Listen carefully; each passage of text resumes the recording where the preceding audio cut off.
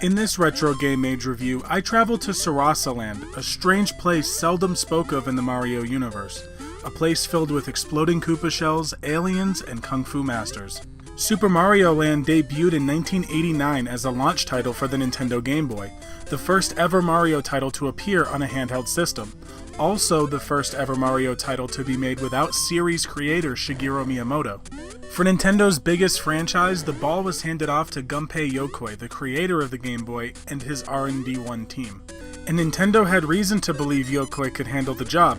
Best known for being the creator of the Game & Watch handheld system, the handheld master is also credited for inventing the D-pad, something found on just about every gaming controller imaginable. He and his R&D1 team were also the producers of Metroid and Kid Icarus prior to this, so it's fair to say that Mario was in good hands here. But before this turns into a documentary about Gunpei Yokoi and his gaming exploits, which is something that should be done if it hasn't been done already, let's talk about the game. So, as I already mentioned, this game does not take place in the Mushroom Kingdom, nor are you on a mission to save the princess. Instead, Mario has traveled to Sarasaland to save Daisy from an evil spaceman named Tatanga. This being Daisy's debut, by the way. You'll notice many things are different in this game compared to the console Mario games.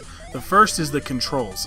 They are not what you'd expect from a Mario game, and not in a good way. Mario doesn't handle at all like he should. Jumps feel off, and unlike NES Mario, you don't have much mid-air control, sometimes making jumping from platform to platform or dodging enemies very difficult. And by difficult, I mean inconsistent and sticky. There's moments where you're just briskly moving along and then wham! You don't make a jump you should have made because Mario fell like a brick.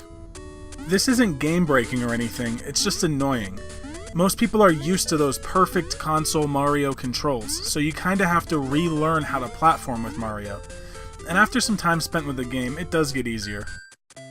Another problem I found was that often you'd jump to get a mushroom and clip right through it.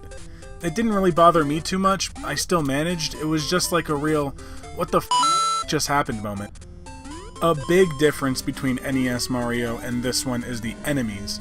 There's Koopas that explode rather than slide when jumped on, there's jumping bugs, spiders, rockmen, kung fu guys, fireball shooting dragons, and a whole bunch of others that are not seen in any other Mario game. At the end of each level, rather than a flagpole, you're given a series of obstacles laid out before a split exit. Both exits take you to the next level, but the higher exit first takes you to a minigame where Mario can earn extra 1-ups or a power-up. The only power-up in this game being a bouncing ball similar to the Arkanoid ball, which does take some getting used to, but can be very useful once mastered. The music is great and pretty memorable. I mean, it was produced by Hip Tanaka, so no surprise there. And the level design and artwork was also pretty cool. Not often do you see Mario getting dropped in by a spaceship or have auto-scrolling Gradius type levels, which there are two of, by the way, one in a submarine and one in a plane. Once you get over the weird handling and inconsistencies, Super Mario Land is a decent little platformer for the Game Boy system. The game is short and can be beaten in less than 20 minutes once familiarized with, but even still. You can get it for just $5 currently on the 3DS eShop, and I think that's a fair price.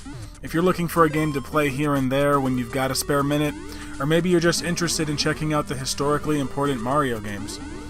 Although I wouldn't recommend this to someone as their first Mario game, I still think this could be a good one to try out. Just watch out for those exploding Koopa shells, guys. They'll get you.